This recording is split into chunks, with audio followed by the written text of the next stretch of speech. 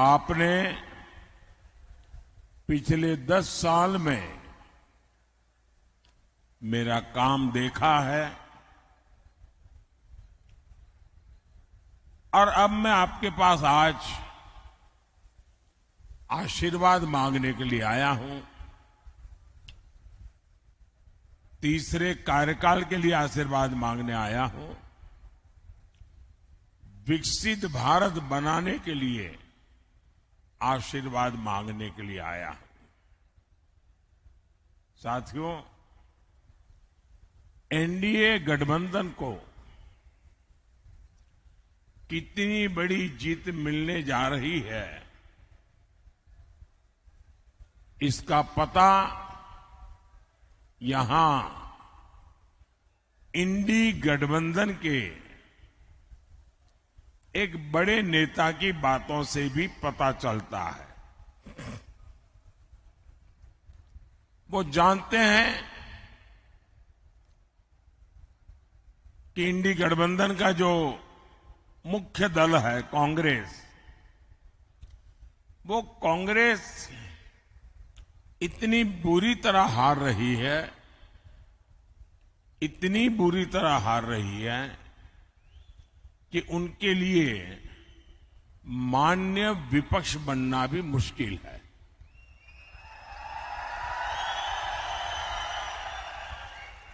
और इसलिए यहां के जो नेता है इंडी अलायंस के, यहां मतलब नासिक के नहीं, महाराष्ट्र के, उन्होंने सभी छोटे छोटे दल जो है, इन दलों को ये सुझाव दिया है कि चुनाव समाप्त होने के बाद इन सभी छोटी पार्टियों ने कांग्रेस में मर्जर कर देना चाहिए,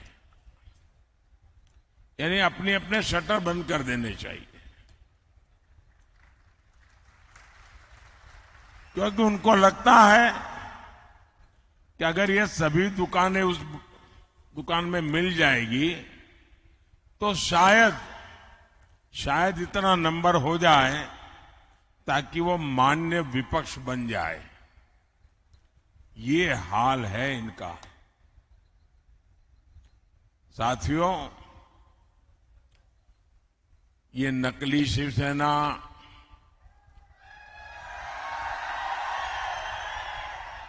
नकली राष्ट्रवादी पार्टी, इसका कांग्रेस में विलय होना पक्का है।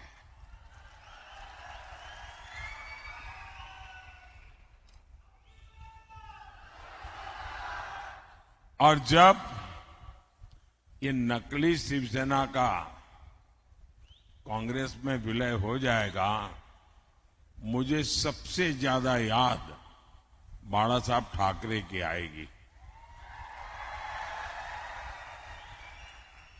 क्योंकि बाला साहब जी कहते थे, जिस दिन लगा कि शिवसेना कांग्रेस बन गई है, उस दिन शिवसेना समाप्त कर दूंगा। मतलब अब नकली शिवसेना का अता पता भी रहने वाला नहीं है। और मुझे लगता है ये जो विनाश हो रहा है,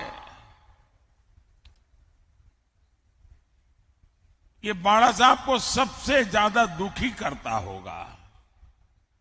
साथियों, नकली शिवसेना ने बाला साहब के हर सपने को चूर चूर कर दिया है। बाला साहब ठाकरे का सपना था अयोध्या में भव्य राम मंदिर का निर्माण हो।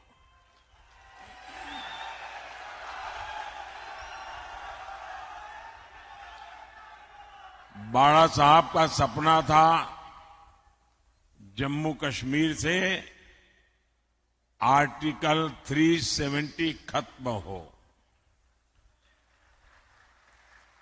ये सपना पूरा हुआ, लेकिन इससे सबसे ज्यादा चीड़ ये नकली शिवसेना को हो रही है। कांग्रेस ने प्राण प्रतिष्ठा के निमंत्रण को ठोकर मारी। नकली शिवसेना ने भी वही रास्ता चुना। कांग्रेस के लोग मंदिर के लिए अनाप शनाप बातें कर रहे हैं और नकली शिवसेना एकदम चुप है। इनकी ये पार्टनरशिप पाप की पार्टनरशिप है और पूरे महाराष्ट्र के सामने इनका पाप एक्सपोज हो चुका है। साथियों, ये नकली शिवसेना वाले उस कांग्रेस को सिर पर उठाए घूम रहे हैं जो कांग्रेस वीर सावरकर जी को दिन रात गालियां देती है। महाराष्ट्र की स्वाभिमानी और राष्ट्रभक्त जनता ये जब देखती हैं, ये जब सुनती हैं, तो महाराष्ट्र के लोगों का गुस्सा 7वें आसमान पर चढ़ा हुआ है। लेकिन अहंकार शिवसेना, नकली शिवसेना में इतना आ गया है कि उनको महाराष्ट्र के लोगों की भावना की भी कोई परवाह नहीं है, उनको कोई फर्क नहीं पड़ रहा है। कांग्रेस के आगे घुटने टेकने वाली नकली शिवसेना को सजा देने का मन पूरे महाराष्ट्र ने बना लिया है और 4 चरण के जो चुनाव हुए हैं, इन चारों चरण में इनको चारों तरफ से चित्त कर दिया है जनता ने।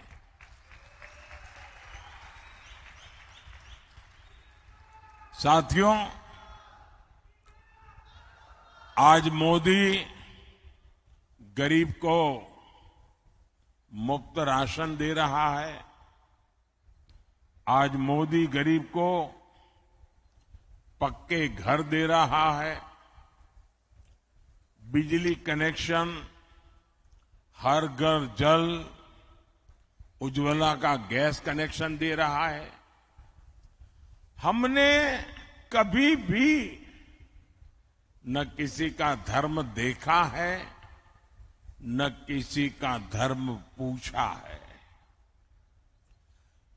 योजना सबके लिए बनाई जाती है, सबको योजनाओं का लाभ दिया जाता है, लेकिन कांग्रेस की नीयत रही है, इसका बहुत बड़ा खुलासा आज मैं 140 करोड़ देशवासियों के सामने करना चाहता हूं।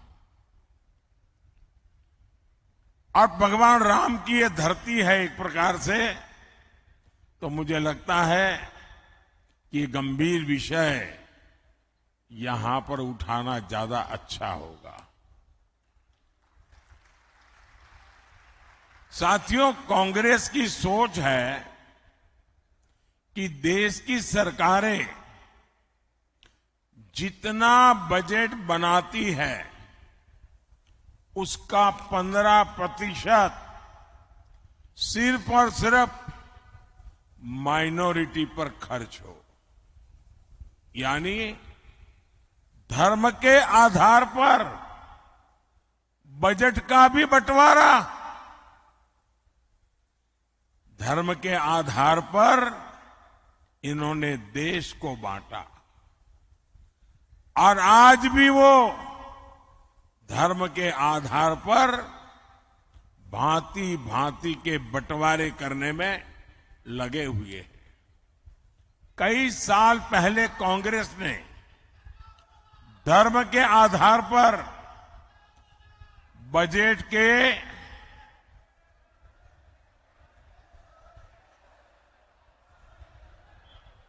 आवंटन को हरी झंडी दिखा दी थी।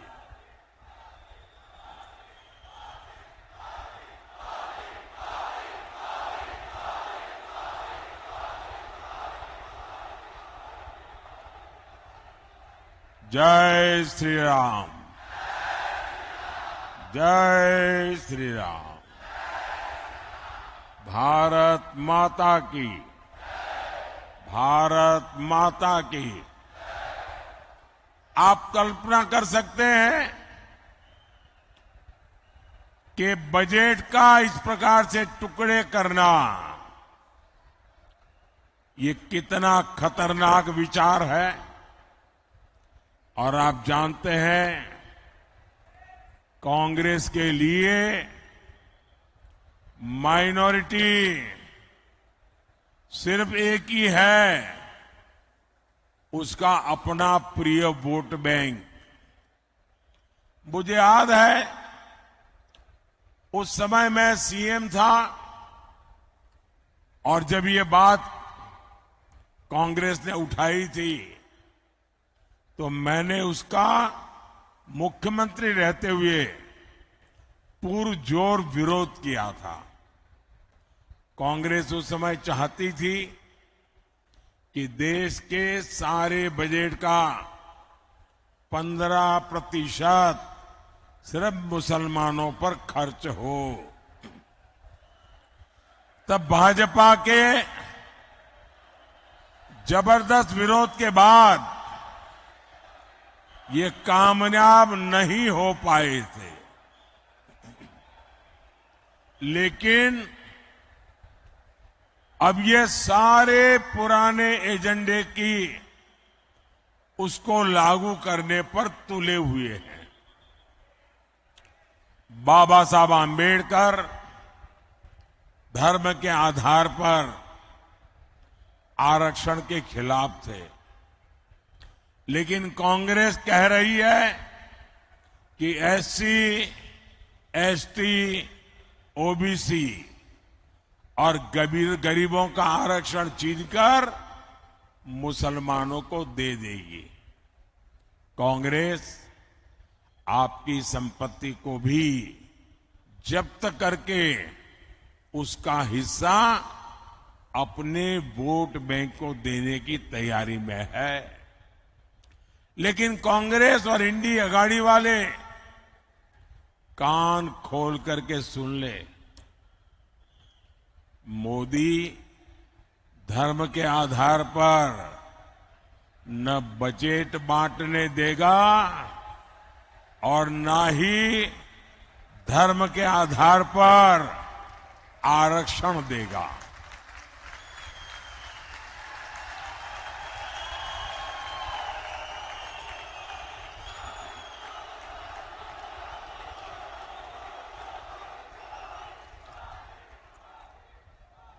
वंचितों का जो अधिकार है,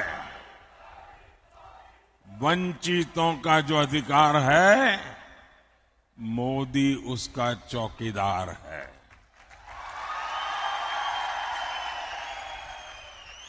भाइयों और बहनों, हम तो छत्रपति शिवाजी महाराज की प्रेरणा से काम करने वाले लोग हैं। ये चुनाव सिर्फ एमपी चुनने का नहीं है, बल्कि पीएम चुनने का है। ऐसा पीएम जो ताकतवर भारत बनाने के लिए कड़े और बड़े फैसले ले सके।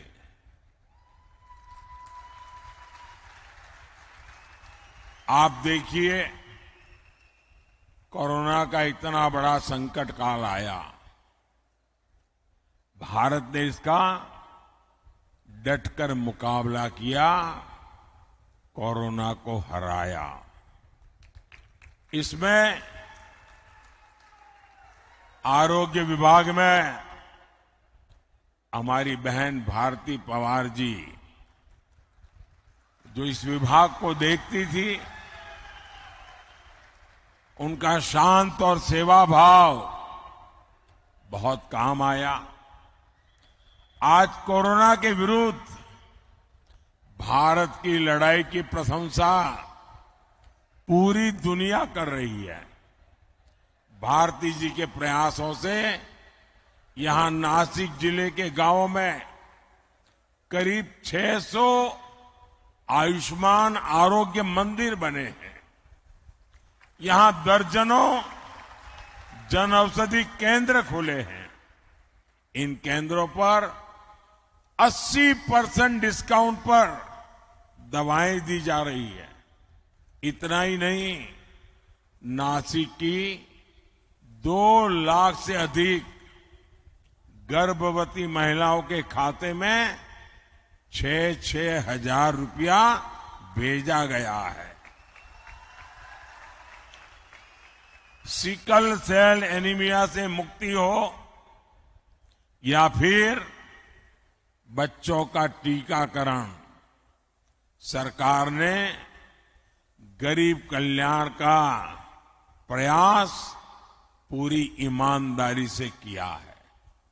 साथियों, आपके स्वास्थ्य को लेकर अब तो मोदी ने एक और बड़ी गारंटी दी है। अब महाराष्ट्र के सभी परिवारों के 70 साल से ऊपर के जो बुजुर्ग हैं, उनको 5 लाख रुपए तक का मुफ्त इलाज ये मोदी की जिम्मेवारी रहेगी।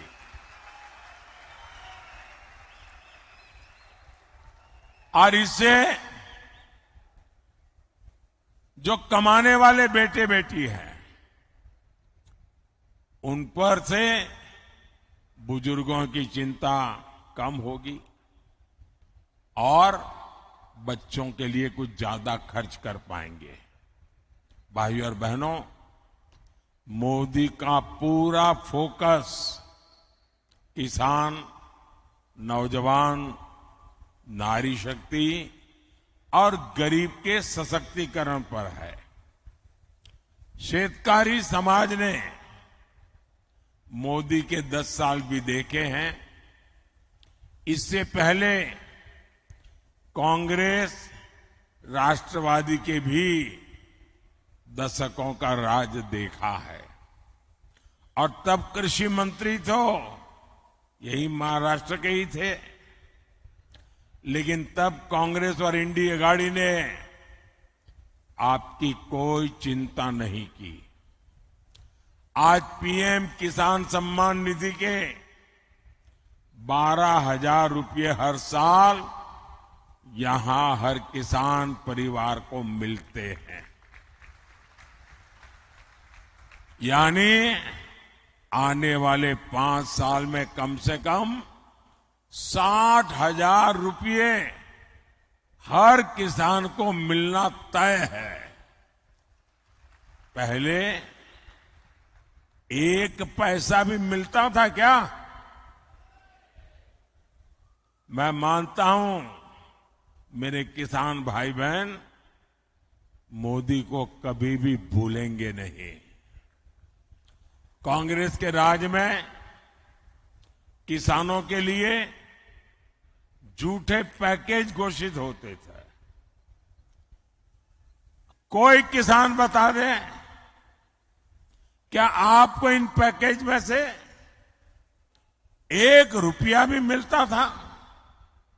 साथियों, मोदी किसान हित को हमेशा सर्वोपरि रखता है। नासिक और ये क्षेत्र तो प्याज और अंगूर की खेती के लिए प्रसिद्ध है।